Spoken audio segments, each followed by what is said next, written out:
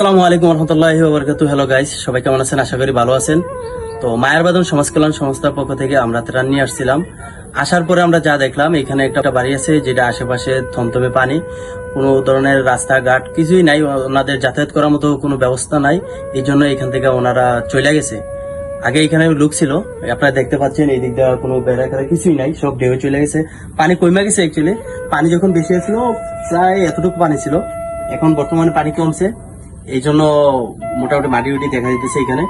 তো এর আগে এরকম অবস্থা ছিল, এখানে মানুষ বসবাস করার মতো ছিল না পরিবেশ। এখন বর্তমানে ওনারা কোন জায়গায় গেছে না গেছে আমরা অ্যাকচুয়ালি জানি না। আর আমরা মায়ের বাঁধন সমাজ কল্যাণ পক্ষ থেকে আমরা আগেও দিছি, এখনো নিয়ে আসছি আমাদের ক্ষুদ্র ক্ষুদ্র যে ইয়া থেকে যতটুকু পারছি।